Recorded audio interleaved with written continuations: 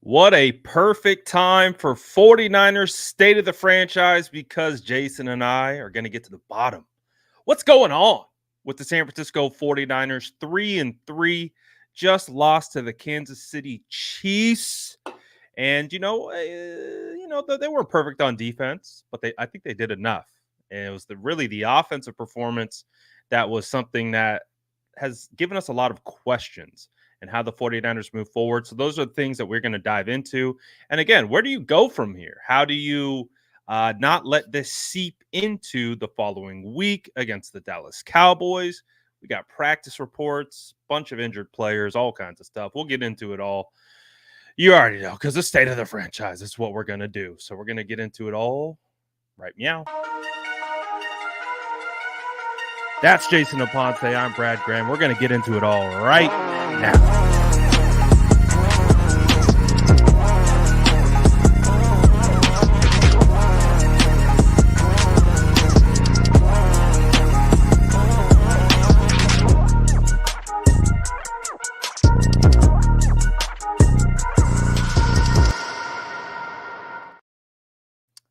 Mr. Aponte. Vibes. What are they like? Did you just order a large Farva right meow? I want to know what the vibes are like right meow, okay? Right meow. Am I saying meow? Yeah. Everything's Wow, good, man. nimbly bimbly. No, Nope. No, it's good. It's about like 80 degrees here on the East Coast, so the air conditioners are on. Doesn't feel like it's October, but it is October based on what's going on in the NFL. And, there's a certain baseball team that's going to be playing in the World Series on Friday, so I'm all right. I feel okay. Well, we know you're doing just fine. I'm okay. I'm okay. Let's just say I'm New York Yankees, making it to the big show. But the point of this episode is, can the 49ers make it to the big show? Because we had a big show rematch against the Kansas City Chiefs, and boy, was it a disappointing effort. I would say, and I don't know how you feel about that. It felt like there's been some disappointing losses this year. That one felt like that one took the cake. Yeah, a little bit. I think what was more disappointing about it is just now the difference, right? The Chiefs are down everyone. The Niners are down everyone. Pat Mahomes doesn't even have a good game technically, and then that's what you get, right? Like and it's just like there's just levels, and I think that's what's the most disappointing thing is the Chiefs. And I've said it all week. The Chiefs don't have to play perfect to beat you. They don't even have to play well to beat you. But you have to be as close to perfect to beat them. And the Niners were nowhere near that. And the Chiefs just continue to find ways to win, partly because of their quarterback, partly because of their coach who has them prepared. And I think that's what's disappointing is the levels to it is everyone's missing someone. We're all banged up. The Chiefs were crestfallen when Juju Smith-Schuster left this game. Doesn't matter, right? And he's not even really a deciding factor. Travis Kelce's a ghost. Doesn't matter. They're built to win differently. They can win however you want. You want to win on defense? You want to win running the ball? They're different. The 49ers are not in that discussion, unfortunately.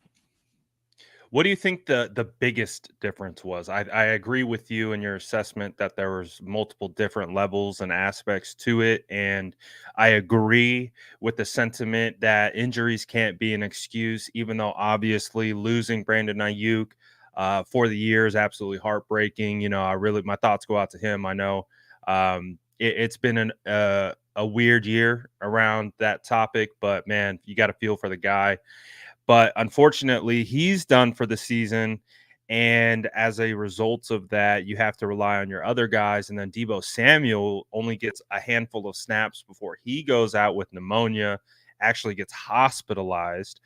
I mean, it's just like, oh my goodness, Juwan Jennings is already out. So yes, we knew the 49ers had to shift gears to Ricky Pearsall making his NFL debut after missing all of training. We understand, right? It's not an excuse. They have They're down Rashee Rice. You mentioned it. You've already listed it. So what was the biggest difference in contributing factor to the 49ers losing that game? The small details in the funniest way, however this makes sense. The Niners offense and the entire team for all intents and purposes have been one thing goes right in one aspect and then something else is wrong. And what I mean is the Niners get 2 play calls that should go for touchdowns. And whether it's muddy pocket that couldn't be stepped up, either way, either of those things are underthrown. But those are 2 touchdowns, and they should be. But the little half a second that you don't get to be able to step into the throw is part of the execution. And it's just part of what the Chiefs were doing. It just feels like when the play call's right, the execution's off, and vice versa. And almost if the offense is good, the defense is bad. If the defense is good, the offense is bad. The team just, once they figure something out during a game, the other thing is wrong. They have yet to have the offense. I don't even want to talk about special teams, so don't even bring them up. Like, don't even worry about that because they're just terrible. I'm not even going to talk about the special teams, like, because there's no fixing that. There's no fixing it. But when they haven't gotten the offense and the defense to play together in one game, and one could supplant the other, one could compensate for the other, but it just seems like when the defense plays better and they hold Patrick Mahomes to a 44, QB rating and 2 interceptions, you would think, the 49ers offense should do enough. But they didn't. And when they were blessed with opportunity after opportunity, they're moving the football down the field, whether it's off of turnovers, whether it's them just moving the ball, turnovers, interceptions. And point blank, the things that were in Brock Purdy's control were off in this game. He just didn't have a good game. Now, it doesn't mean anything other than what I just said. Brock Purdy wasn't good on Sunday. The things that he could control, he didn't control. And there were times where he threw the football, and I said, I have no idea who that's going to. What were you looking at? And very rarely have we said that. But credit to Spagnuolo, credit to all of them or whatever. It's just when you needed a little bit, you needed one play. All you needed Brock Purdy to do was not throw those interceptions in the red zone. But it's just with the offense, it feels like we bitch and moan about play calling so much. And then when the play call's perfect, for Cowing to run down the field for a touchdown, for Kittle to run down the field about a touchdown, then you get, hit, with the underthrown pass. So yeah, it's frustrating because everything hasn't been clicking. Nothing's been clicking. In fact, if one thing is good, the other thing's bad. If one thing's bad, the other thing's good. But you can't win with both being bad. You can win probably if the special teams doesn't do too many bad things, but you can't win when the offensive defense is off like that. I feel like the word that we keep mentioning or have mentioned throughout the year is complementary, right? And that even goes between play call and execution, right? Just like what you were talking about. If the play call was there, the execution wasn't there. If the play call wasn't there, like it turned into even a worse situation. So I agree. I thought there was a lot of missed opportunities, and when the opportunities were there, they weren't even fully taken advantage of. And you can get in, like you said, you can get into the finger pointing game of like, this guy didn't do this or he didn't do that. And at the end of the day, an offense is 11 guys playing together and doing the same thing. And when that isn't happening and the defense is getting constantly around your quarterback and clearly he's uncomfortable, it makes for a bad day in the office. So by far, I would say that was probably Brock's. I mean, there's no way to sugarcoat it. It's probably his worst performance of his career. I think, no question.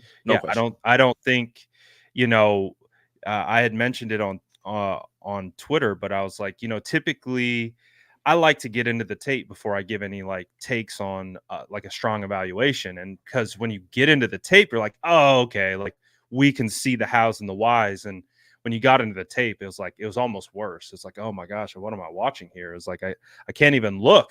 It was a bad one. So I can't.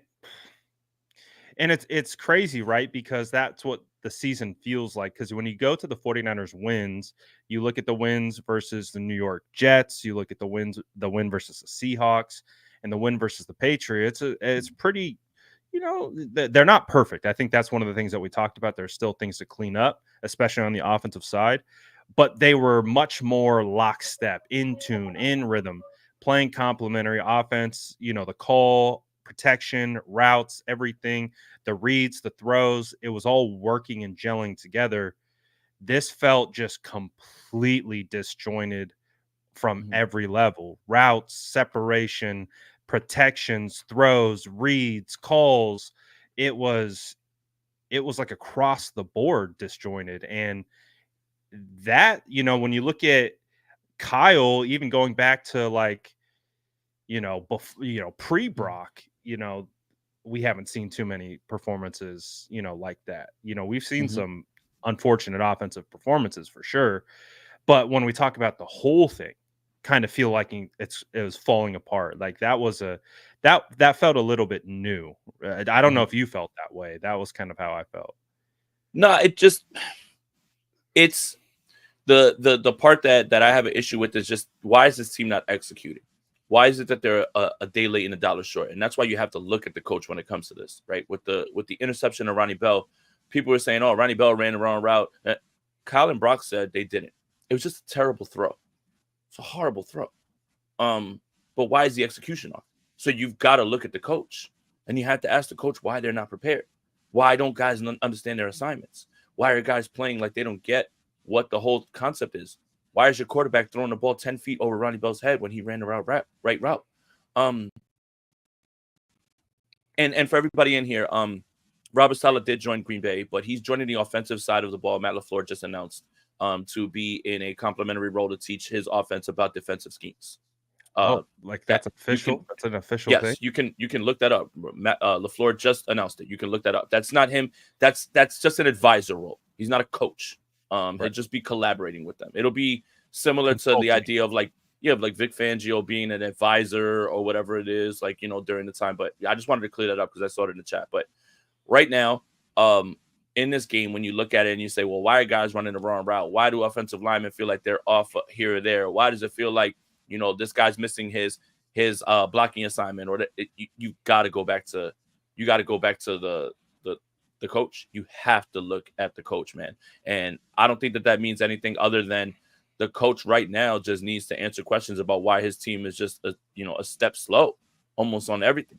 Why is it everyone seems like they're just ahead of the 49ers in almost everything, in almost every game? And your team that is built this culture that has guys that know what's going on and understand everything. Why is it that it feels like they're playing like they don't get it? I don't know the answer, but I know they're not executing. So, I mean, that's as easy. You don't have to be an X's and O's guru to see that, Right. There's little things that if you watch the tape back, there's little things where like guys are just one step to the wrong side, and it's allowing someone to shoot their block, and that's it. It blows up the play. Just little stuff. They're just little stuff. They're off. Everything, almost off and on everything. And I don't want to keep saying it's fixable, because it is fixable, but here we are and it's still not fixed. So I think that's really what the frustration comes from. And you're only getting more injured, and you're losing more weapons, and the season's getting deeper and deeper. And, the questions are becoming, early on in the season, it was like, all right, let's relax. Like, let's let the season play out, right? Body of work. Let's let the resume build a little bit before we get super hyperbolic. And now it's to the point where you now have a 7-game sample size. That's enough to be able to look back and be like, all right, we see some reoccurring issues. Like, that's when we try to identify and see the things that are either corrected or not corrected. And it keeps popping up. So we keep running into things. It feels like the good defensive coordinators know what the 49ers are doing. It feels like they have a read on the way the 49ers are calling pass protections. It feels like they're completely keyed on it. They're throwing the overload blitzes. Kyle talked about that today. He did not seem very thrilled about the question. So, I don't know. Like again, I don't know what the answer is. I'm not an offensive genius. I'm nowhere near the level of football knowledge that those guys are inside that building. So I'm not going to sit here and Mhm. tell them how to do their job. But we can see, Mhm. just like you said, you don't have to be a guru to be able to be like, that doesn't look right. And so that's what we keep seeing is we see a lot of things that don't look right. And when we well, let's bring it back to Brock a little bit, because I do think it deserves a little bit more of a conversation, because we go from a game against Seattle where you have analysts borderline calling him an elite player with how he played in that performance, and then we go to this one against the Chiefs and it's the polar opposite. And do you assign that more towards physical attributes, or do you assign that more towards just how he was mentally processing the game? Both, I think, a little bit, right? Like on this play that you're talking about with the overload blitz that Shanahan was referencing, the ball's got to be hot and it's got to get out to Kyle Juszczyk right away. Now you understand that Spags and they do a great job of disguising and bringing guys from the secondary, right? Like I get all that, but Brock Purdy shouldn't have been shocked by any of that. I mean, not seeing it coming is one thing because of the way they're disguising it, but you had to like you have to have feel. You got to have feel in the pocket, right? Like you can't turn your head because you're looking through your routes, right? You can't look back, like you had to know where your hot is. If you feel there's a defender coming behind you, you got to get rid of the football and get rid of Sakai Juszczyk. And then with the underthrows, sure, you're stepping up into a muddy pocket and you're trying to put everything you've got into it, but that's everything you've got, kind of. Like it just that's your physical limited, like your limitations right there. Those are popping up, right? What the problem is those plays when they were designed that way last season, they were touchdowns. They weren't long completions. They were touchdowns. And now you get the long completion and then you get a turnover right on the other side of that. And now it's something that's now a frustrating red zone play. It's just last year, whenever those plays were dialed up, they ended up being touchdowns. And when the 49ers needed explosives, they were able to dial them up schematically. I think that's a lot of what people are upset about right now with Kyle Shanahan, because they're saying, if you've got guys that are going to have to play that struggle against man, then scheme them open. Well, what do you want him to do more with Jacob Cowan getting him down the field all the way where he's got 10 steps on a defensive back? He has to turn back and catch the ball, like he's fielding a punt. What do you want him to do when he gets George Kittle in space and he's got him for an easy 65-yard touchdown probably, and the ball's just underthrown, right? Now, that doesn't absolve the coach, but it's part of the puzzle, and it's part of what makes this frustrating. Because when we talk about execution, we say that it's not there, but when the play call's there, you see these things pop up, and it's all a combination of all these things. All of those things are factoring into right now why the 49ers offense just looks like a little bit off, just looks a little behind. So it's not one thing. The idea that we have to just sit here and blame one thing about like the way the 49ers have been playing is a little off to me, in my opinion. I agree Because with it's that. so many things. It's so It's many things. It's so many things. if I chose one thing, then I would be ignoring the 10, 12 other wrong things that are going on, whether that's offensive line protection, whether that's the play call, whatever. We can go Whether the through the tape and defensive look at looks and how they right. play against. We can go through the tape and go one by one, and I can assign blame to somebody else for something else. Every play. It just feels weird because there's so many things going on, but everyone wants to assign it to one thing. Although when your team isn't executing, when your team isn't playing well, it does go back to one thing and one person that has to answer for it, and Of that's course. Kyle Shanahan. I agree. I agree that when you are the leader of a football team, you're the offensive play caller, it's always going to fall at your feet, right? It's always going to come back to you. And same with the quarterback. The quarterback it gets the same level of responsibility in the wins and the losses. It's just how it goes. And so that's why when I've been talking about this game, I'm talking about them together, because I felt like although it's not just on them, it's the defense. You got to give a crap ton. I almost did it, Jason. It That's would how have you been know. you, not me. That's how you know how I feel. I almost, you got to give a ton of credit to them on the other side of the football. They played a great game. phenomenal game. It was in awe of watching what Spags was dialing up. I was like, wow, like he's throwing looks and things at the 49ers that, I thought what Flores did with the Vikings was special. And then you look at what he's doing. It's like and I'm sure there's things that are, above my head that I don't even notice of what he's doing in forms of manipulation and pre-snap looks and countering off of that. Oh, you made it. It's just It was a full unit loss. Coach, quarterback, O-line, tight ends, wide receiver, like it's everyone. Like that's a part of the game, right? Like I think we as fans get super hyperbolic, and especially with this Brock Purdy thing, because it's either Brock Purdy's elite or Brock Purdy's a bum.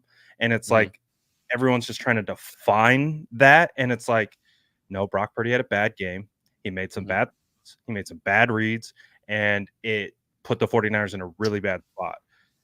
Kyle made some bad calls. Kyle made some good calls. Brock made some good throws. Like, just because it was on the poor side doesn't mean they're necessarily, the worst team in football. It just means like, damn, like, all right, got exposed a little bit. Now, how do you respond? How do you answer to that? And that's, I think, where do you go from here with the 49ers offense? How do they respond? Because I don't although that performance against the Chiefs was exceptionally concerning, I also don't necessarily think that's who they are as a team. Like, I do think there is a world that exists where they play better, they get better calls, better reads, better throws, better protections, different things, they find the answers, and they're able to outperform. But I don't know. Do you feel that way as well? Or do you think that this was more indicative of who they are as a team? I've been feeling like there's a good team in there, but if they throw up another performance like this or another two, this is who you are. I'm tired of the idea of, yes, they're so talented. Sooner or later, you are who you are. And we're about to be running on almost 10 weeks of data by the time they get out of their bye. It would be foolish of me to sit here and say, yeah, you know what? I think they're just going to get on a run. Okay, well, their last three, there's only 3 opponents that they have going forward after the bye that didn't make the playoffs last year, and they're all divisional teams. Well, 2 of them are in Chicago. So it's Arizona, Seattle, and Chicago. And now you're going to ask this 49ers team to find something, which I think they can, but I wouldn't set my watch to it now, like with the way that they've been watching, like watching them, like they feel like this might be the team that they are. Maybe, they've got 1 or 2 more chances to change the narrative, especially starting on Sunday. They have to beat the Cowboys Sunday. You can't throw up any more of these clunkers and then expect people to still believe that, there's some good team in there because a few years ago you did something like that. No, it's not how it works. You are who you are. Your record is what it says you are. And after you have that much data, you start to get to a point like, this might be who the 49ers are. But they've got to start Sunday. They've got to get the week off. They've got to get everybody back for bye, and then we'll assess where they are after the bye. Because on the heels of the bye is the trade deadline. I think a lot of whatever's going to happen at the deadline is going to happen based on what happens on Sunday. Like if the Niners lose and they're in the bye 3-5, don't expect the Niners to be buyers. Because then we've got something bigger to talk about. And I don't think there's one person, one position, anything like that, right? But if they win on Sunday and they boat race the Cowboys like we normally, then they might be like, all right, now we're back. Now we get the week off. Let's assess. Let's assess. Let's figure out where the reinforcements are. Let's find out what we can do in the trade deadline. And then you go into the rest of this time, and Tampa Bay is going to be without Godwin and Evans, and all these other injuries that are piling up. You don't know what teams are going to look like. You might have a chance to be the team at the end of the season that is healthier than other teams because all your injuries were early in the season. But the idea of like, well, I know there's a team in there that's better than this because there's no way for them to be playing this long. maybe if they throw up another one or two of these games, this is who they are this season. And I think, unfortunately, like it just feels bad to even say that. Yeah, it does. Like no one wants to hear that. Like obviously, if you're a 49er fan, you don't want to be talking about draft in the middle of the season, and we don't want to get to that point either. And we don't want to be talking about like, all right, well, the 49ers are mathematically eliminated from the playoffs. Like, what do you do now? How do you start focusing on retooling? And I can guarantee you, every single person inside that building feels the same exact way. Now, I think we can all call a spade and say that they are in a really tough spot. They are, they are 3-3, but with how the 49ers just lost against the Kansas City Chiefs and some of the questions that came from that, it does now put a sense of urgency on them to be able to get this thing back on track in a absolute hurry. One of the things that we can point to, though, this year is that whenever the 49ers seemingly find themselves with their backs against the wall, right, have responded. Right. So, and when you look at the leadership group, when you look at the key pieces in this locker room, they are a part of that. They are, Kyle included, they have been able to dial up the answers. They've been able to figure out how to respond the following week. So while it does feel like, holy crap, that loss against the Chiefs was painful, I think, in every form and fashion. Like you mentioned, too, Patrick Mahomes did not play good football. He played good football when it needed to occur. He made right? enough plays. He made enough plays in big moments to get the job done. But the 49ers defense really kept them in that game. They kept it to be a 2-point game eventually. And they really did feel like they were, marching back with the momentum. And then you get that weird interception towards Ronnie Bell. And I agree that both Kyle and Brock have taken responsibility for it, but it was so uncharacteristic of Brock. And you can see that the angle in which he is throwing to was the angle that Ronnie was on. So in his brain, he thought Ronnie was running towards the sideline. First of all, I didn't think it was like a great read. Like Ronnie was covered up. So you would be throwing to Ronnie on the sideline when he's completely covered, and he breaks out. So I think from what we've seen, that was the route concept, is Ronnie's supposed to snap that off, but there's a miscommunication there. There was something off about that game, right? It was just off. And it was at the Chiefs. Is that when we talked about this game, we talked about it being a mental game. At least I did. I talked about this being a mental game. Like, yes, you got to go out and you got to play, physically match up against the other team.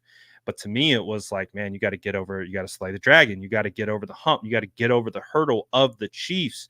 And it felt like that was in front of them. I mean, I found it interesting that Jerry Rice was talking about their energy pregame. It was like, oh, it didn't feel right pregame. And, we saw that, Debo was going through it. He couldn't even warm up in the pregame. And I don't know, man. It's just weird energy, weird vibes. And the biggest hope for me is that they wash that. They turn the page. They hit it, and they're like, damn, that's low key rock bottom for that offense. Yeah. And have to hope. And then the only way to go from here is up. The thing is this too, Brad, on the whole Ronnie Bell interception thing. And I want to put this one to bed because I think I have the proper way that everyone should be viewing it. Whether you believe it's on Ronnie Bell, whether you believe it's on Brock Purdy, an interception's an interception, and it happened. Does it make me feel better that Ronnie Bell ran the wrong route? No. Doesn't make me feel better at all. Still an interception. Still a back-breaking interception in the red zone. Change the momentum of the game. I don't care who it's on. Interceptions are interceptions. That was one at a terrible time. Does it make you feel better that you can say, oh, Ronnie Bell ran the wrong route? It shouldn't. Because it's still an interception. I'm not saying that I'm like all over Brock about it. I'm just saying, what comfort do you gain by saying, well, it was the wrong route that he ran? So I feel better about it. I'm not upset it was an interception. Who cares about that scoring drive? That rascal Ronnie Bell ran the wrong route. Execution, understanding the small details, the little stuff. And when you don't do that against a defense that good, that's what's going to happen. I don't give a damn if it was on Ronnie Bell, Kyle Shanahan, Brock Purdy, George Kittle, the refs, Nick Bosa. I don't care. It doesn't make me feel any better because it still indicates the biggest problem. Execution, execution, execution. And nobody seems to know what they're doing at certain times. I don't care who Being was on the on. same page. I don't care who was on. An interception's an interception. It don't make me feel better if they come out and they both threw Ronnie Bell under the bus and said, hey, it was Ronnie Bell's fault, so go yell at him. I don't care. It's still an interception. It's still an interception. It's still a costly interception. And it's just a small piece of a microcosm of how it has been for the 49ers on offense. I think that's well said. I think the real problem is being on the same page, not being on the same page, like at this stage in the season. So that to me is where I agree. I think the bigger problem lies, and that's the whole offense. It didn't feel like it was on the same page. So how do they get on the same page moving forward? Like what? Yeah, obviously that's a loaded question. Yeah, but how do they make the strides to be able to do that offensively? Because I think the big theme of this show is we feel better about where the defense is currently at, and we think the defense continued to make strides, and I think they're Nick not Sorensen's all right too. they're not perfect either, right? But they allowed that game to be winnable there for a while. So how does the offense continue to get this figured out? I think you have to go back to basics. And if you have to strip this offense down right now, especially considering the weapons, and you have to strip it down to running the football and running things off play action, get back under center, everything's under the gun, out of the gun, everything, even running plays right now. I don't know what the call is or what it is or what you're seeing, but it has to get back to being able to run the football and then creating explosives off play action again. But the reason that you can't do that is because when the Chiefs are choking off your running game and you're behind the sticks and it's 1st and 9 or 2nd and 9 and then you have a penalty and it's 2nd and 15 or like you can't play from behind the sticks. You just can't. And so much of what the 49ers were able to do and what impressed people about Brock Purdy was, yes, he can execute all the play action stuff and all the stuff that you've asked other quarterbacks to, but he's lifting you in other spots and giving you a little bit more. Now, you might have to call that back in a little bit. Get back to the basics.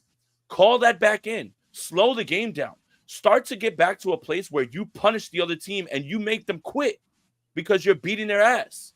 And that's what they have to do against Dallas, is get back to running the football. Make them tap out. Make them quit. Beat them and create the explosives off play action.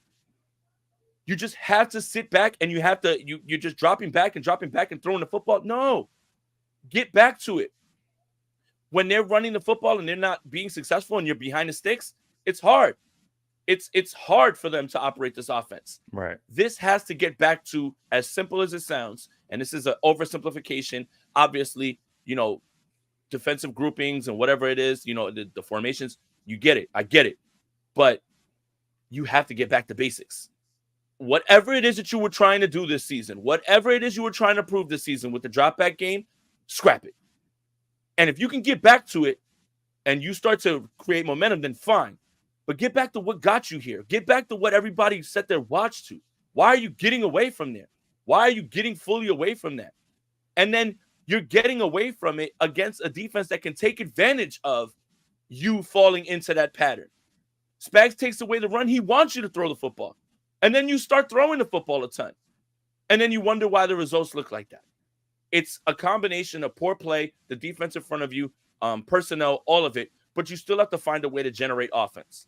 And if you're not running the football, then that becomes increasingly difficult for this team, especially considering all of the injuries that they have. It felt like an opportunity for the 49ers to get the ball out of Brock Purdy's hands quicker, right? I think we saw that one little quick screen, tunnel screen to Jacob Cowing where it went for a decent gain. And Nice play it was call. it was maybe like one or you got maybe two of those in that game. Yeah. It felt like, you know, I now I'm thinking about it. Like, when was the last time you've seen a good old fashioned screen from this team? With Debo when McCaffrey's on the field.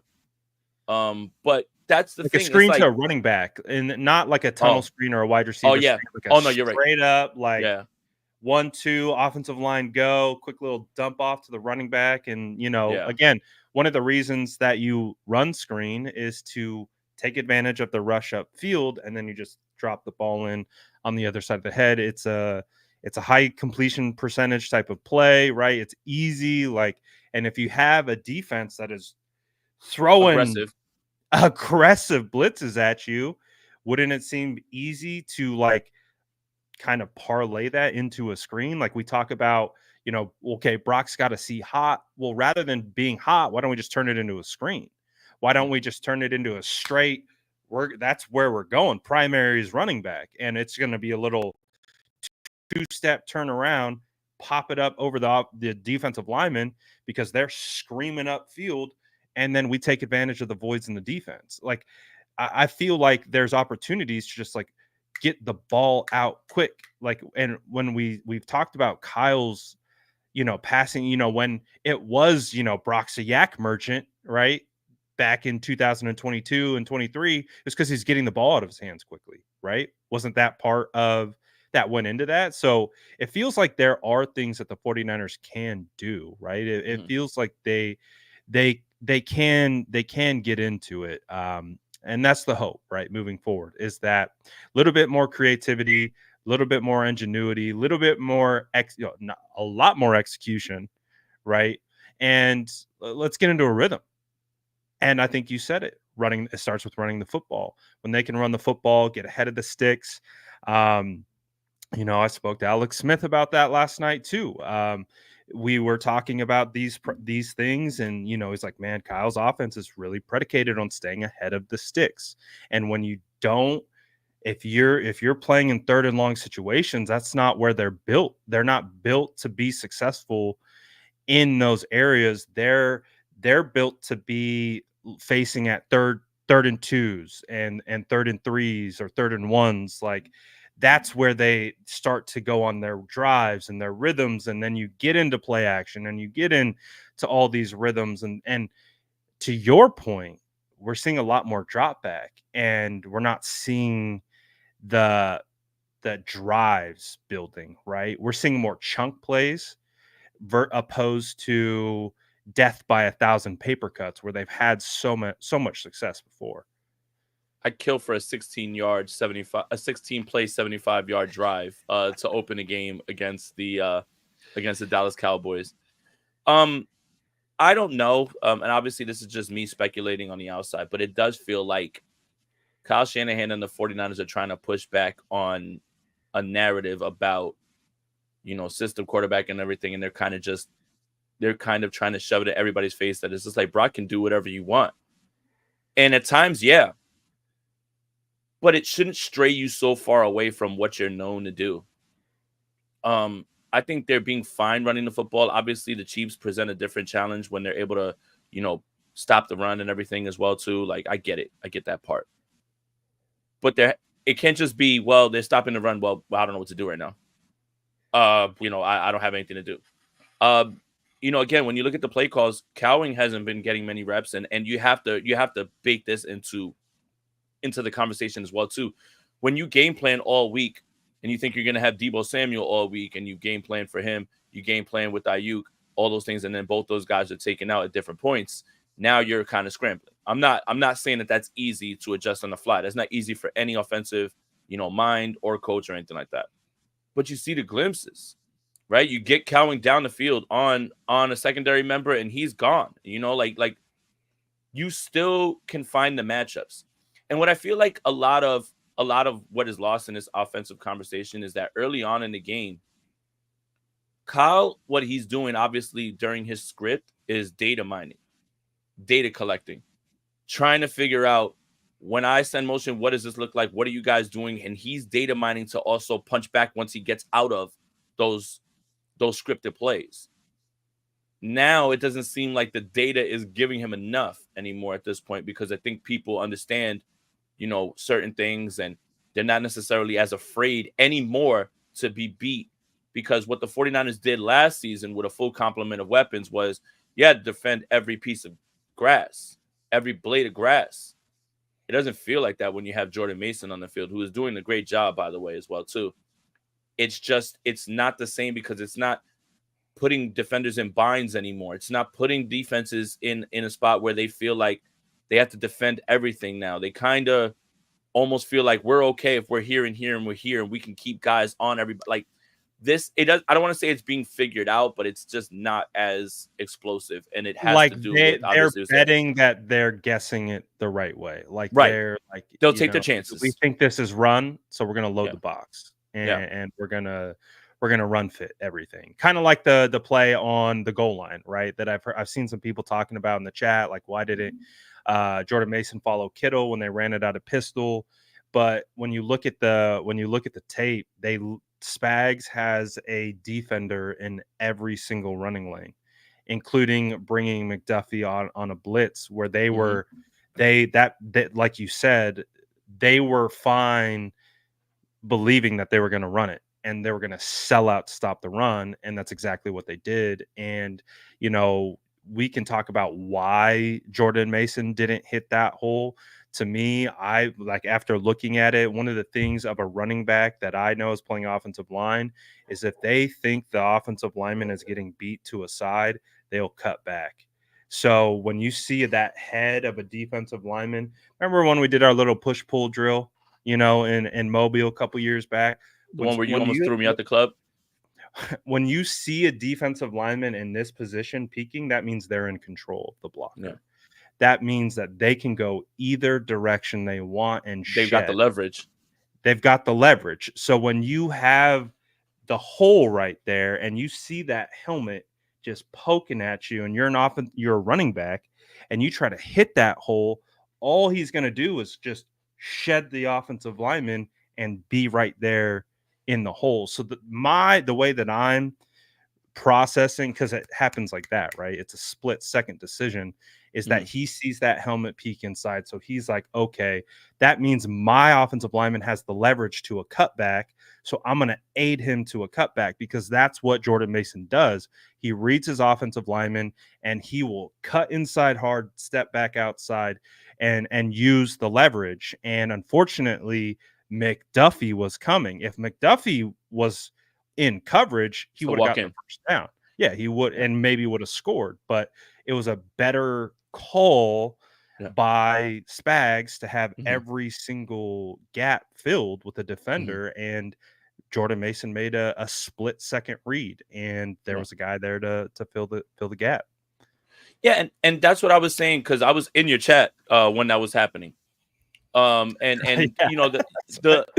so like I popped on, like I was getting ready to take Avery to soccer, so I started like looking through, and I saw you were live, so I wanted to see, and you were talking about the tape, and that play in particular, that encapsulates what the outside zone is supposed to do.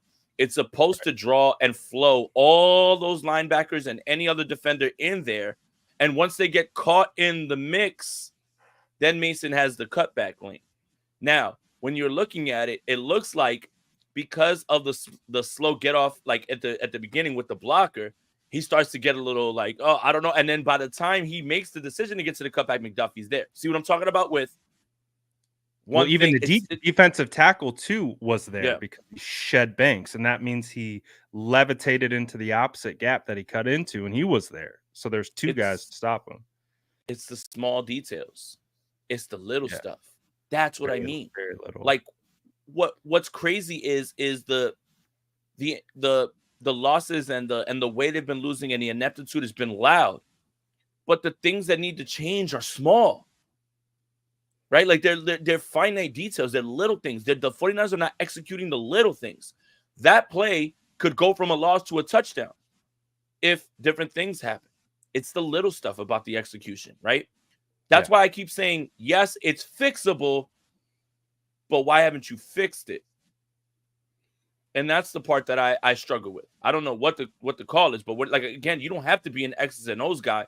When you watch and you see that timing's a little bit off on that play.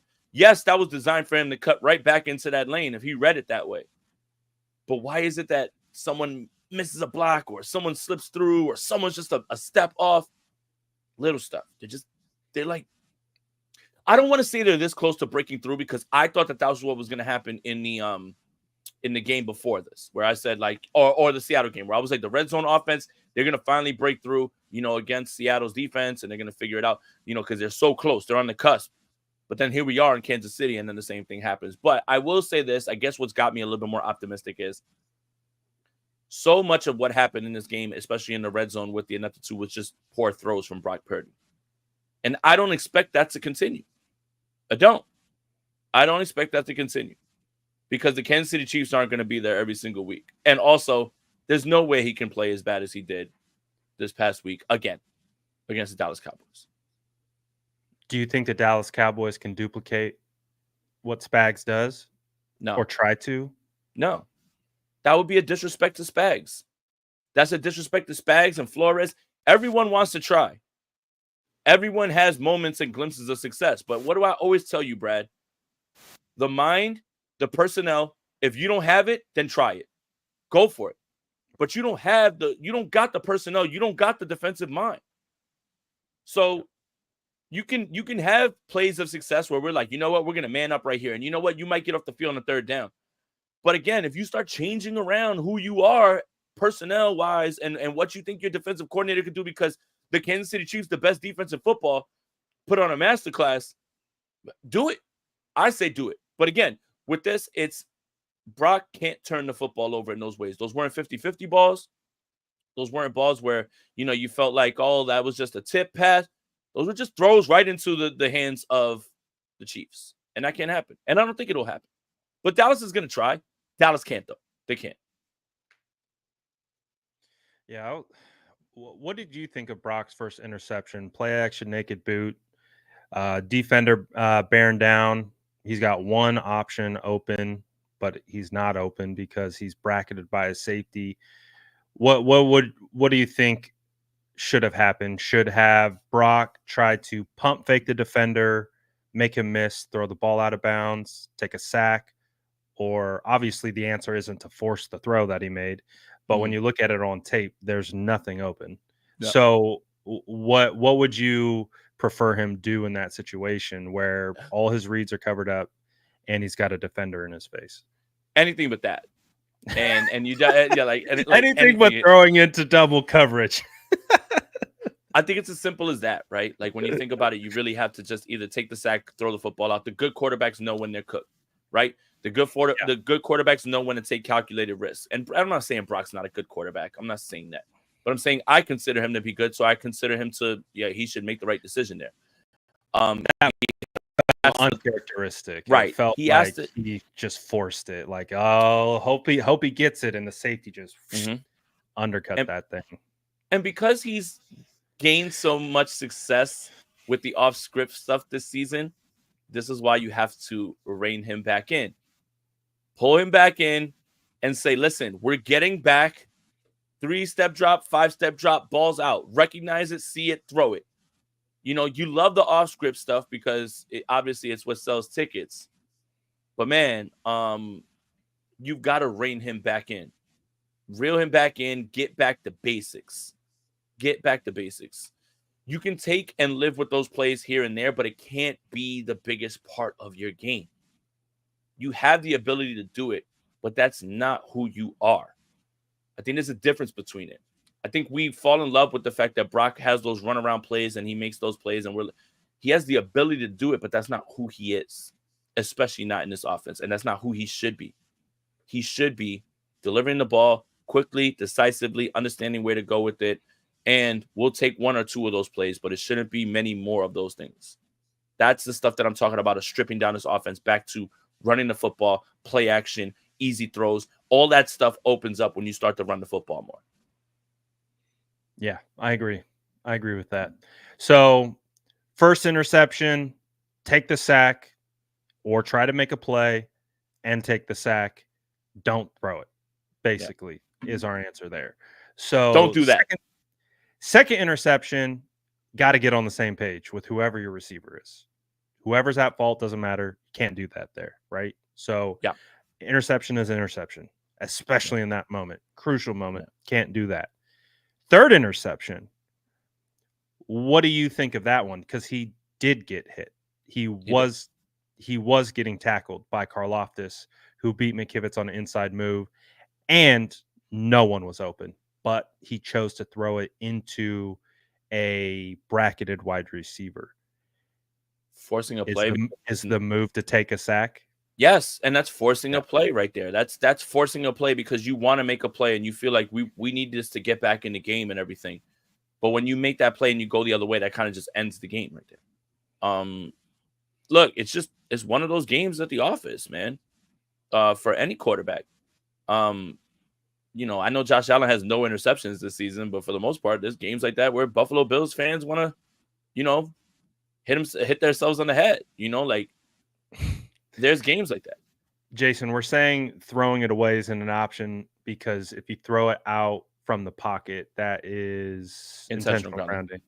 Yeah, he would have to throw it like over the head of but by far over the head, like through the uprights.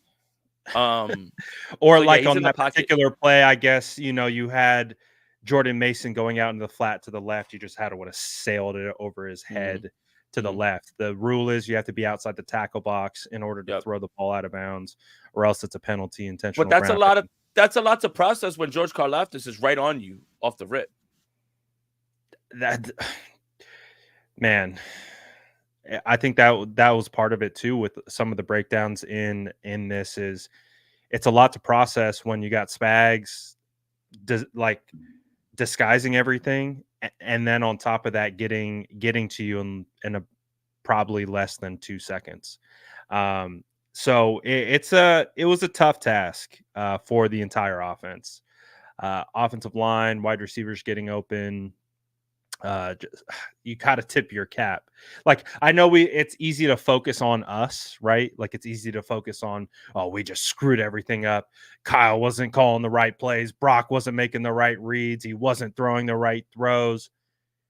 Man, that was a phenomenal performance by the defense, dude. It's one of the 100%. Best performances of a defense I maybe have ever seen on film. It was, it's very few and far between. You'll see defenses dismantle bad offenses, right? You see them just take them to the wood chipper. But we know the 49ers are a competent offense. Even if they might be disjointed and might have some issues here or there, we know that they're capable of putting up 30 on anyone. And when you see Spags clamp them like that, it's like, woo! But I want to take it from this angle. I saw a super chat. I'm going to get to the super chat here in a question from Bazzi. Do you think that seeing these looks from Spags, from Flores early on, can actually help provide the data, like you mentioned, that Kyle's trying to gather in game? Can he use this now to be like, all right, it's a copycat league. Everyone's got this film. They're going to try to either, like you said, it's not easy. You can't replicate it because you don't have the mind of Spags, but people can try, and you're now familiar. So when you see certain looks, you see certain things. Are there plays that you can go to? Are there, again, things that you can move away from to put yourself in a better position to be successful moving forward? Because you're not gonna face this defense week in, week out. Right.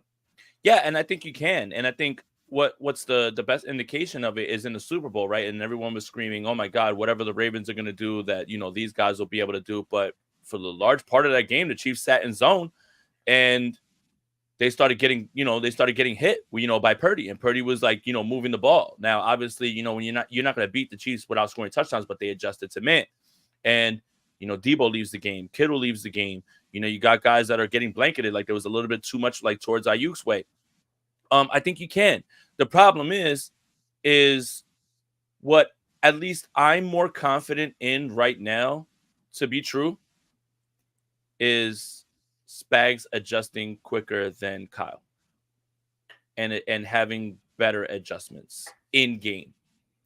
I think if we're talking about going into a game and you feel like you're going to see something and you get it and Kyle's been preparing for it, then they are going to be able to move the football.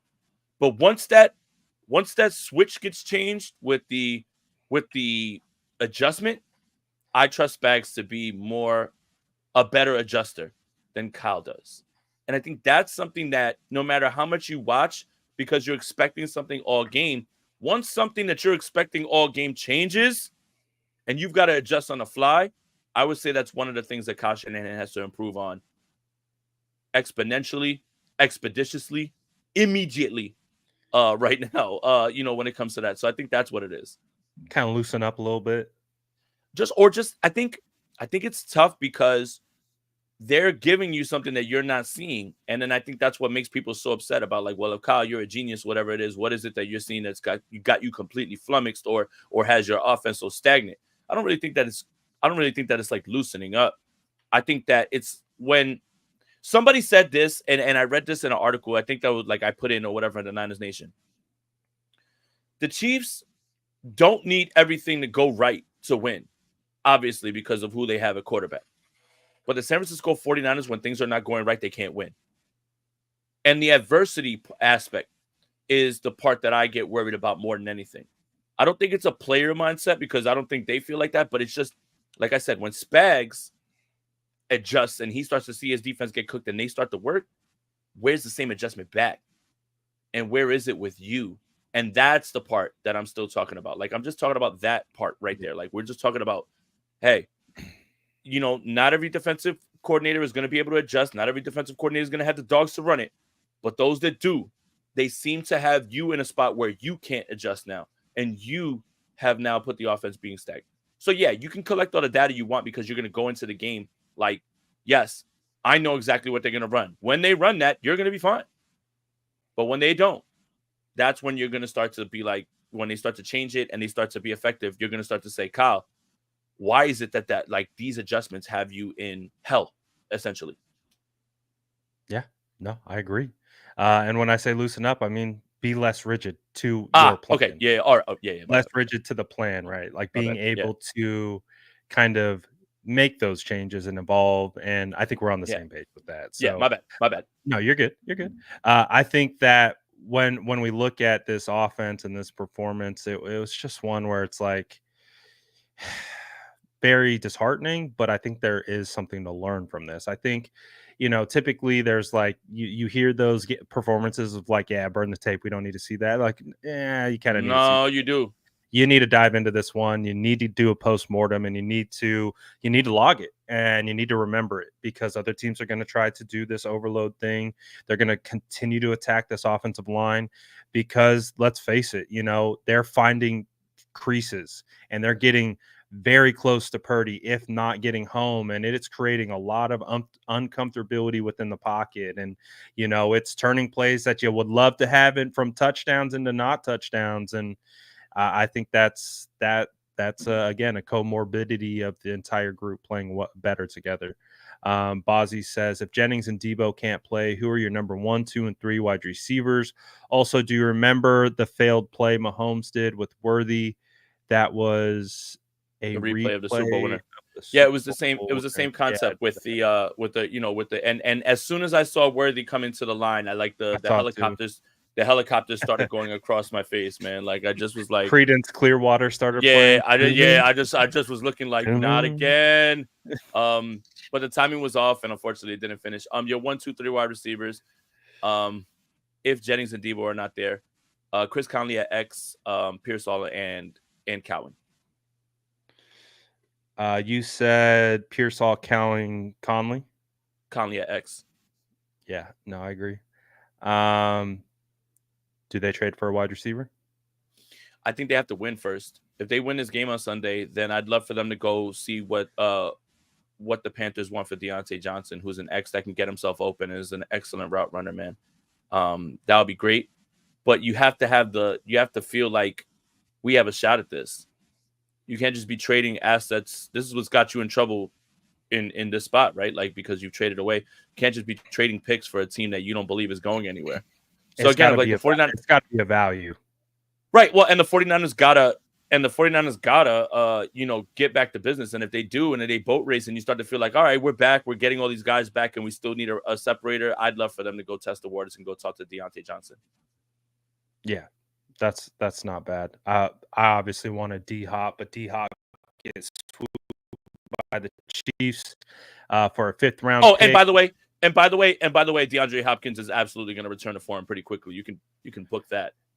I was the man's been washed for like 2-3 years. He's been on tight. Something tells me, something tells me that all of a sudden now he's gonna recapture some of that magic. People forget that D-Hop was never fast, never twitchy. He was just savvy, and he had strong hands, man. D-Hop is washed. All of a sudden, DeAndre Hopkins back in the time machine. Oh my gosh, the resurgence! Anybody could see this coming, man. I think Ray Charles thinks that that's what's gonna happen. Hey, my Dynasty team's happy about it because I drafted him in my home league 2017. Mm-hmm. He was great for me from that point on. But man, I was like, I'm just gonna have to ride it out with this guy. No one's gonna buy him from me. I can't sell him for anything. So it was a godsend for my Dynasty team.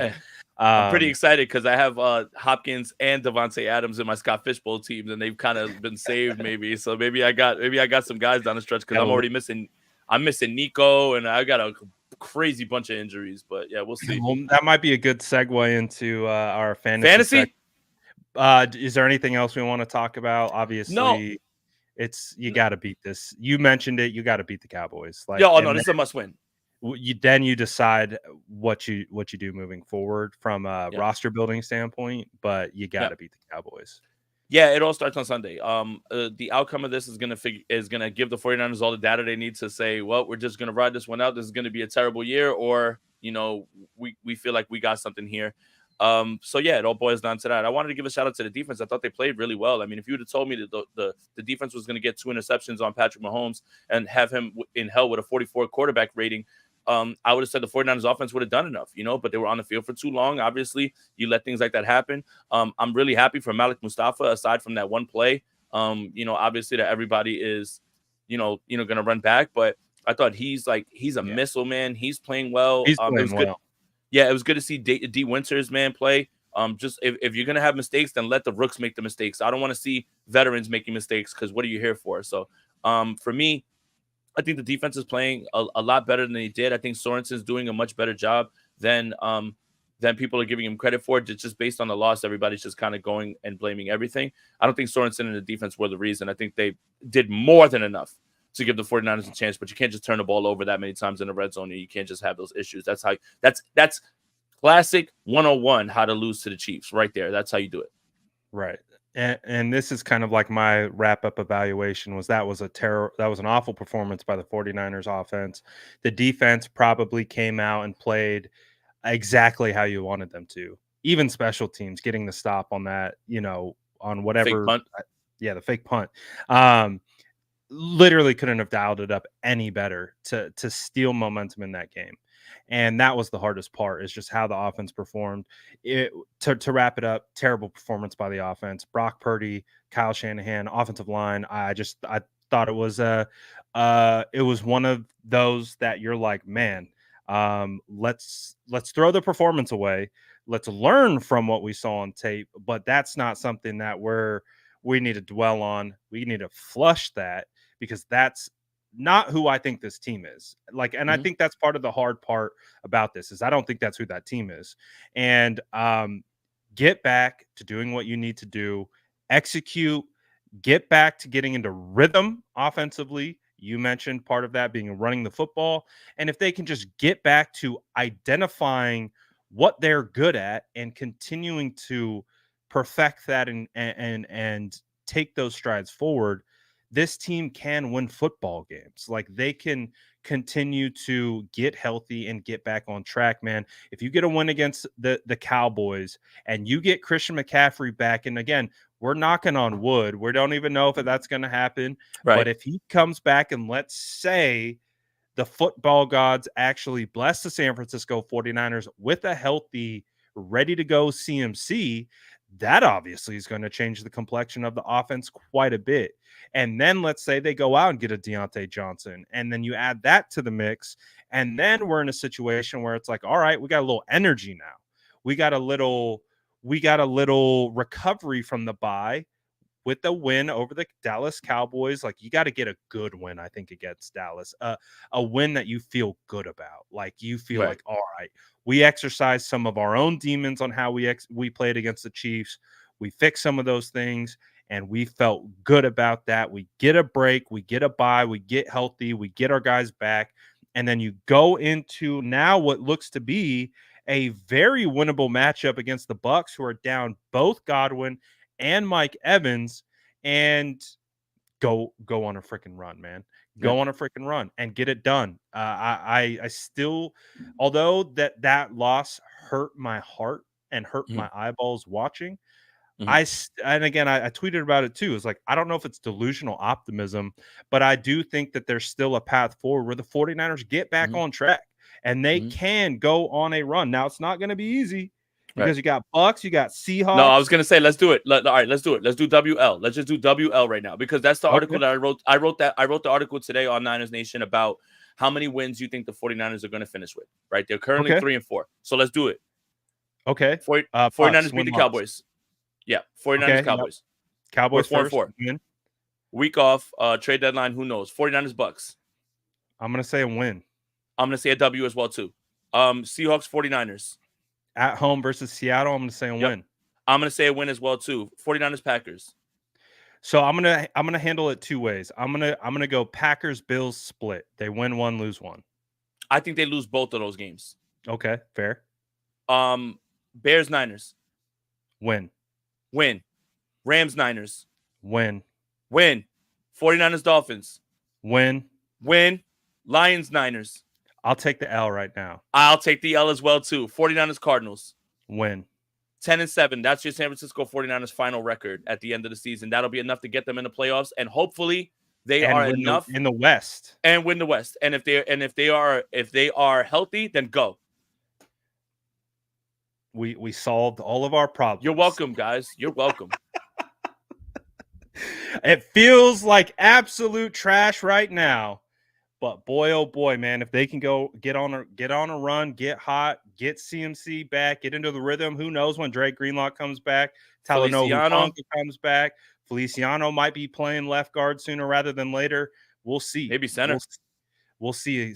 He might have to play one. Can he play both? I don't know. Can he? He's a big guy. He is a big guy. He takes up a lot of space.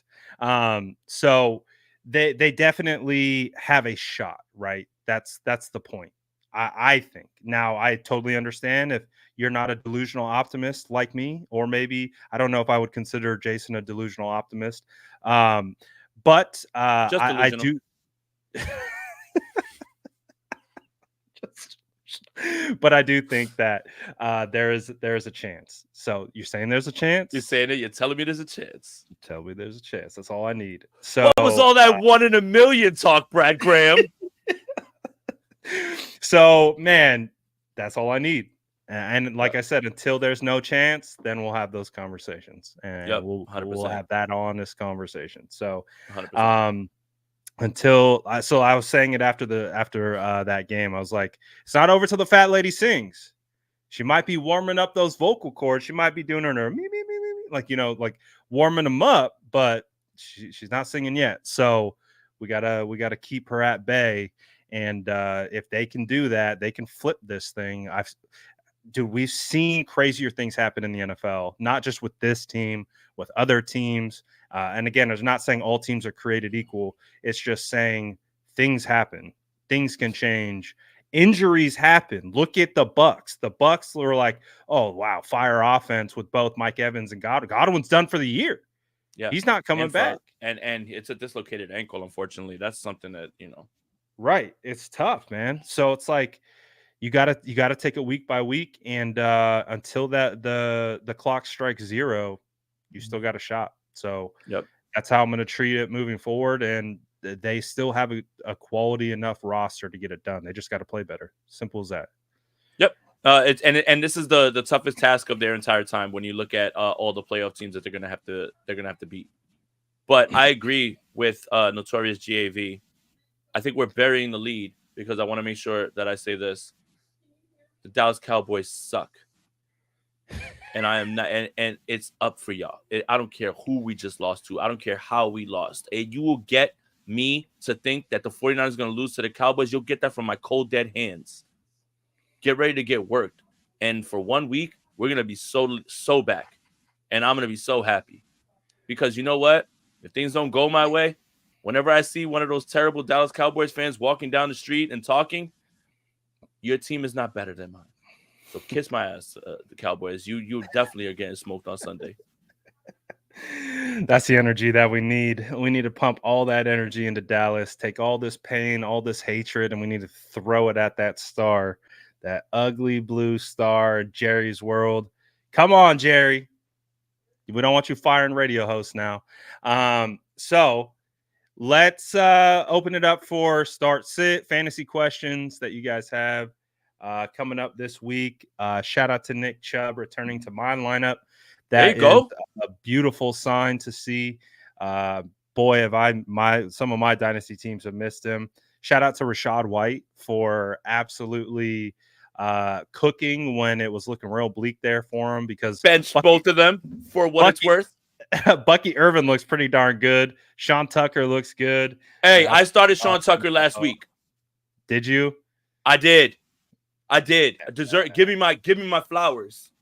What did he score? What was his points? 34 points. Off the waiver wire. I picked him the week before. The week before. Blew up. Yeah. Because I had Rachaad White, and I'm in a dynasty league where he was on waivers, and I scooped him up and started him.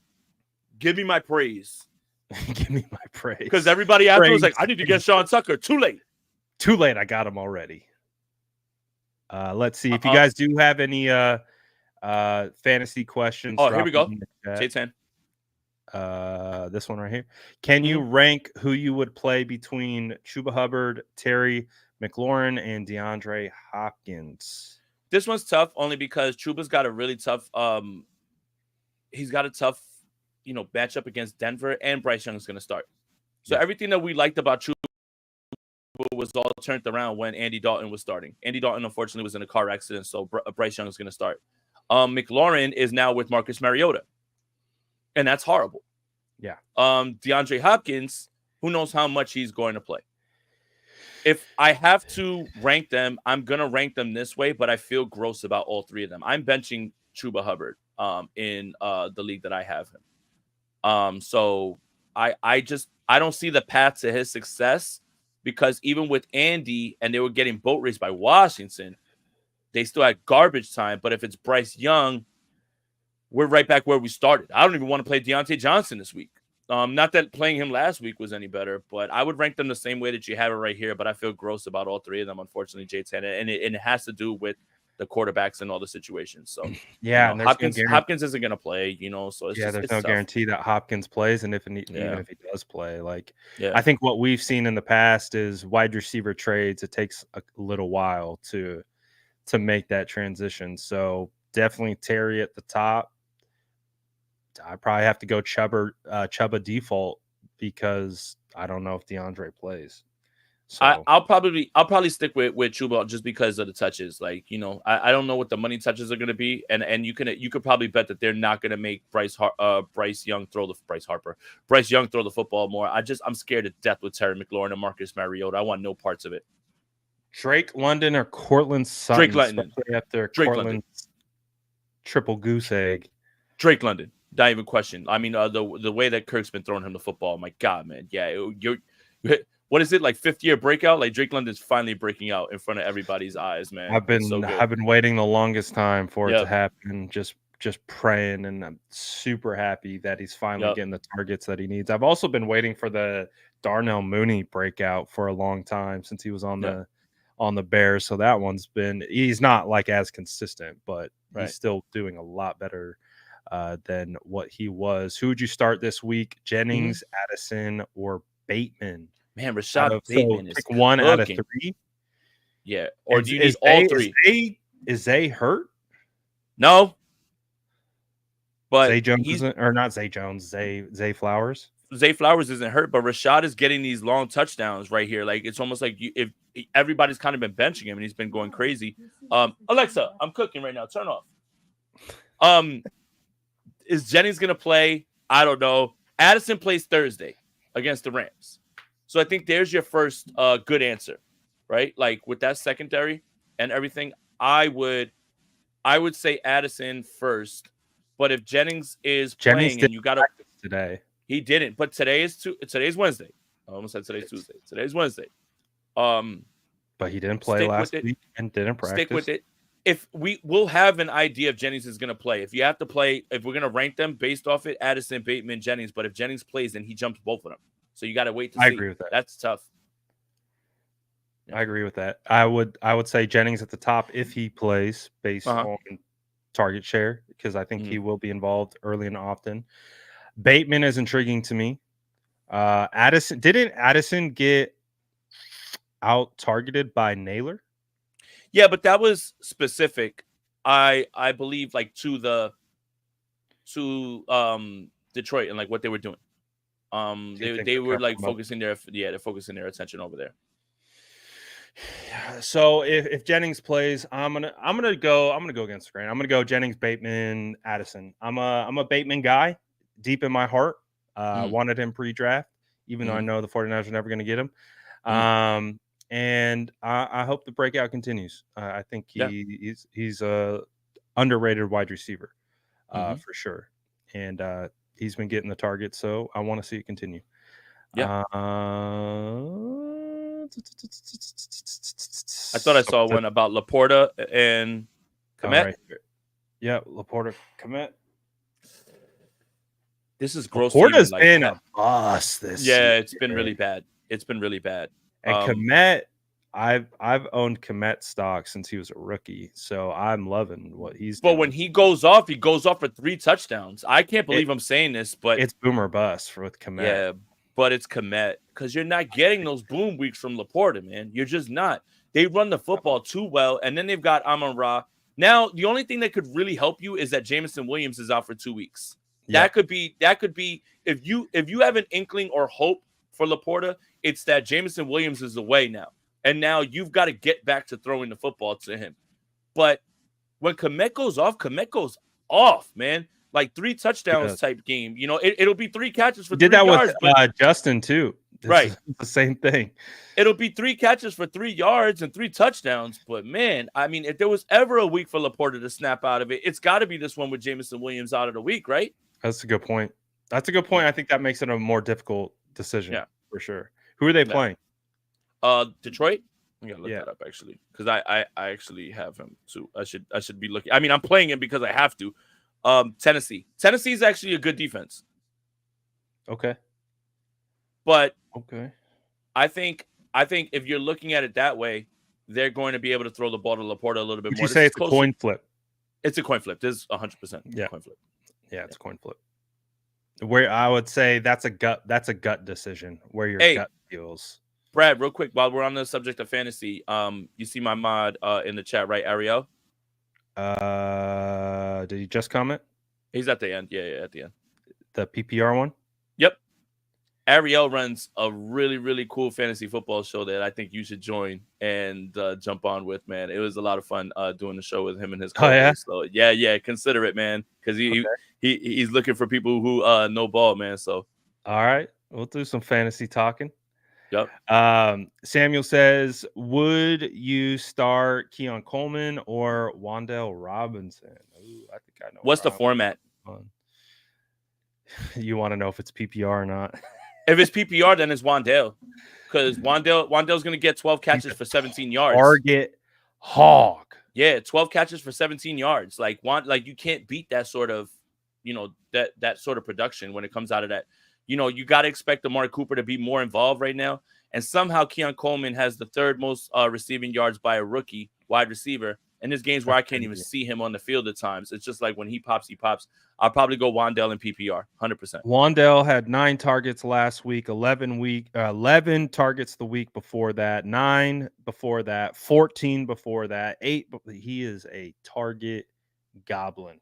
So and he had 6 receptions last week, 5 receptions before that, and 6 before that with his monster reception game of 11 receptions. So, Yeah, Wandale. In PPR, Wandale. Yeah, if you can get a touchdown out of him, even better. But definitely a guy that is going to get peppered with the football. Mm-hmm. So that's one of the key things, right? Mooney or Shakir? Khalil Shakir? I'm assuming that you obviously have Amari Cooper now on the roster. Mooney. Pulling some targets away. You going Mooney?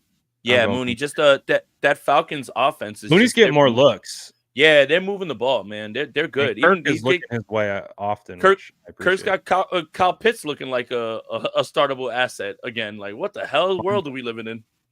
What the heck, man? Let's see. I'm starting Jacob Cowing. Man's about to have a monster game against the Cowboys. I love it. That is spicy. I love it. I would love nothing more than that. I love that. But sometimes you've got to take a chance like that. Like, you've got to, like, that's what happened the week that Jennings went off against the Rams. I was like, bro, my back's against the wall. I've got all these like crazy people out. I've got to play Juwan Jennings, 45 points. Fortune favors the bold. Don't let any ranking knock you down. Go with that gut. That gut is usually where the money's being made right there. There's nothing worse than having a gut feeling and going against it because someone else told you that what they think. And although you might have trusted them, and they might be smart analysts, my go-to is always listen to your gut. Like, you can gather information, and obviously it feels better when someone sides with your gut feeling, but go with your gut. That's the thing, right? Is everyone has this process, and you guys are asking us questions, and I say this week after week. Anytime that you guys ask us a question, our answer should be one piece of the puzzle for you. Now, that should be what you hear us say, what the rankings are, what the matchup is, what you're feeling. At the end of the day, whatever you're feeling is what you've got to run with. You got to run with that. Yeah, absolutely. Shout out to the Johnny Dell in the chat. What's up, my guy? All right. I saw one about Javonte real quick because I wanted to kind of pat myself on the back because we were talking about Javonte. Where'd it go? A little bit higher up. I pushed Javonte into my lineup in Dynasty and Tank Bigsby, and I didn't realize until 12:45 p.m. because I was asleep during the whole Jaguars game that Tank went crazy, and then Javonte went crazy on Thursday night, and I was like, I won my week. Even if I got nothing for Brandon Ayuk and he's out for the year, like I won my week. Good for Javonte, man. Because hell yeah, that's what I'm talking about. He still got it, man. Stop playing with my boy. Yeah, man, it was getting sketched there for him. I was like, dang, did he lose it? But looks like he got it back. Oh, it's Monty or Javonte. PPR 12 man. I think it's Monty. Missing all of these. Monty, Montgomery or Javonte. 12-man PPR. Monty's a touchdown magnet. Yeah, touchdown hog. Yeah, like when we're doing anytime touchdown parlays, how are you not putting David Montgomery and Derrick Henry into all of them? Obviously it didn't happen this week, but he got banged up and left that game. And Javonte does have Carolina. That is a really, really, really good point where he can go crazy. I just trust the better offense. That's it, because the problem is that Denver's offense can go, down the tubes. And if Bo Nix has a horrible game and they're looking terrible, then it doesn't matter if Javonte has a good matchup. They're just not going to be able to get him the ball, or they're going to get away from him, or you're going to see McLaughlin way more on the field. Just trust the offense that is better. I would take Detroit, although Tennessee is a worse matchup. I'm going Kraft here, and I'm going Tyler Kraft as well too. I love that I used an old strategy that burned me, and I used it and counteracted it for Kraft, because back in the day, I drafted in the back end of my rookie draft Hayden Hurst and Mark Andrews. I dropped Mark Andrews, I think, before the season, because of whatever. I was like, oh, Hayden Hurst is the first round draft pick, right? Mm-hmm. Hayden Hurst is going to ball. And where's Hayden Hurst at? And where's Mark Andrews at? Now, Mark Andrews has been injured and he's had some issues, but he's waking up though. 2 tugs last He's been week. one of the top 5 tight ends in the league when he's healthy and when he's playing well. So when the Green Bay Packers drafted Musgrave ahead of Kraft, and I knew how good Kraft was, I was like, I'm not falling for that trap again. I'm getting Kraft onto my dynasty teams, and boy, I feel so good right now because I think Musgrave's on IR, if I'm not mistaken. Yeah, it's his And job even now. if he wasn't on IR, he was playing behind Kraft. So I used the old situation that I went through. I used it against. I learned from it, Jason, and so I'm all in on Kraft. Kraft mac and cheese, baby. Let's go. I'm with you, man. He the touchdown that he scored went through a defender's hands, but it doesn't matter how you get it as long as you get it, you know. So yeah. And then you think about the Green Bay offense and the weapons and stuff like that. They haven't really been clicking outside with Jaden Reed, although Jaden Reed had a horrific drop on a beautiful pass or whatever from Jordan Love. It just feels like that tight end position is I dropped him in after that. Oh yeah, that makes sense. That whole thing went down. I was like, oh, he's cooked. And then he comes back and scores like 2 or 3 touchdowns, whatever it was. It was a squeaky wheel game. They were like, all right, get out the building, but when you come back, we're gonna pepper you. It's like, damn it. Yeah. Oh, that one pissed me off. That's one of those guys that, like, if I would have picked him up, I wouldn't have picked him up to play him. I would have picked him up to just stash him on the bench. And then I'd be mad looking at his. I don't think anyone played him. I think they stashed him, but some people have to. Trust me, man. I've seen some really bad teams where everybody's banged up or on bye. Yeah, no, for sure. All right, well, definitely got to voice some of the frustrations, get therapy stuff. Yeah, get it out there, right? And again, I love the exercise that we did where we went through the schedule and we came out at the top with the 49ers still having a pathway of winning the NFC West. And right now that's got to be the number one goal, right, of the San Francisco 49ers. Just win the West. Just win your division. Guarantee playoff. Yeah, that's it. Yeah, you want the number 1 seed, but just get into the playoffs, man. Get into the 10-7. 10-7. And J10, one last thing, Jason. What's your World Series prediction? Yankees in 7. Oh. Okay. Can't win. I can't wait. Cannot wait. I hope it happens for you. I do. Oh, I have no rooting interest in either team. Oh, so you do. If you're a Giants fan, you got a rooting interest, all right. Don't do that. So I'm rooting for you. Oh, okay. Well, I mean, if you were a Giants fan, you would be on our side because I would root for the Giants, but I'm not necessarily a Giants fan, if that makes sense. I'm literally a fair weather baseball fan. I really don't care. But I don't think I'll root for the Dodgers. I'd rather root for you and the Yankees than I'd rather root for the Dodgers. Gold Blooded said that he wants both teams to lose, and I respect it. I respect it. That's energy. Christian McCaffrey's answer when he asked who he wanted to win. That's energy right there. 100%. I love it. I love it. Absolutely. Well, shout out to all you guys, man. I know it's been a rough one, especially with how the 49ers played against the Kansas City Chiefs. I'm sure it dusted up quite a bit of PTSD for all of you guys, especially not being that too far removed from that late February or that February loss. But it is what it is, right? You can't dwell on it. You got to learn from it. You got to move on to the next, and you got to keep pushing. So that's what the 49ers, I assume, are going to do. And I think they're going to hopefully channel all that energy into beating down the Dallas Cowboys. So hopefully that's what we get. Any last parting words here, Jason, before we get out of here? No. Whatever you think the problem is, it's one of them for sure. Whatever. That's the thing. It's whichever one you want to put the most blame on, it's still part of it. It's one of them.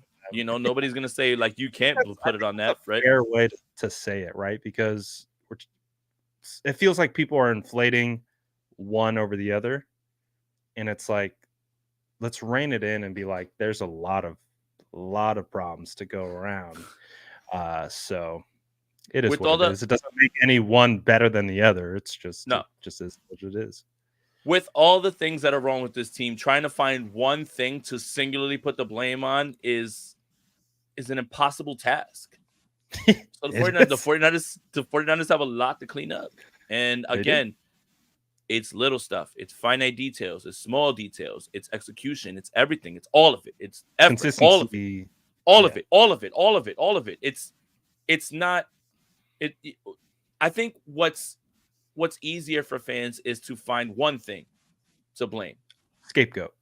Right. Like if I can put myself in a mind where I'm like, that's why we lost, and that's the only reason why we lost, then I don't have to worry about anything else because that's Right. why. Because then you remove that problem and then you're like, oh look, problems are fixed. Right. It's not, unfortunately, not that simple. Right. So at least I don't know if this is good or bad news. You can almost blame all of them and everybody and almost anything. You can pick whatever you want. So spin a wheel, throw a dart at a wall, and you know what? If it lands on something, you might be you know what? Yeah, that is the problem too, actually. You know what, Jason, the delusional optimism is kicking in. I'm gonna say it's a good thing because they can all get better. They can all improve. They can all turn It's the ship all around. uphill from here. It's all uphill. There's only one way to go when you hit rock bottom.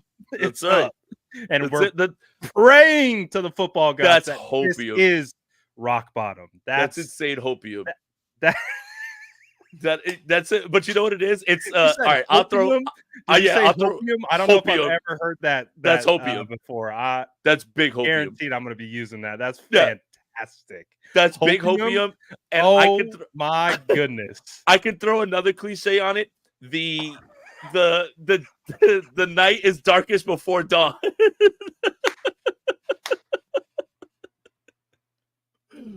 Oh my god, man! It's darkest in the middle of the night. What are you talking about?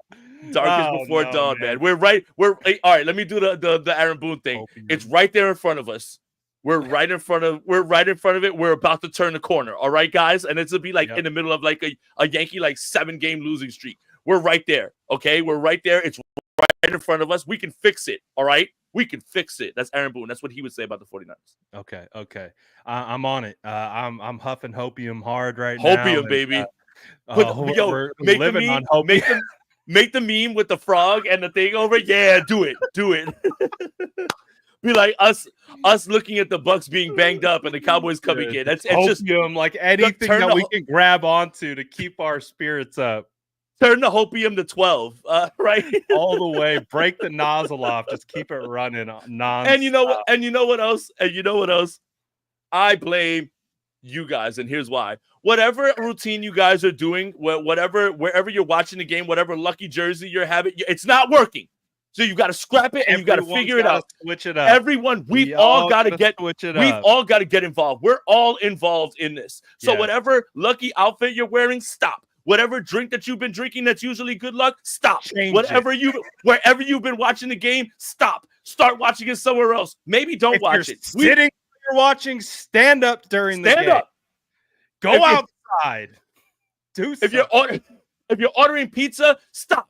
Order buffalo wings or something. We've got to figure out. This is all on us too to help figure this out as well too, man. We all have a part in this, and I am disappointed in you, me, all of us. We've all got to be better, man. It's the Flomentum's fault, man. I brought out the hair again. It didn't work. Bro, I literally put the hair up at halftime. I'm like, all right, this ain't working. I got to switch something up. I was like, I'm doing my part, man. I'm trying whatever I can. Then they started playing better. I was like, oh, yeah, hopium. Yeah, it's working. Dude, and then I did what I did for the NFC Championship game, in which I sat here and because I was sweating so much and the Niners were playing so bad, I was like, I'm just gonna go take a shower. And I took a shower and the Niners came out and they were rolling. And I tried the same thing again and I came back out and I was like, the shower didn't work? What's wrong with this season? Nothing works, man. It's not working.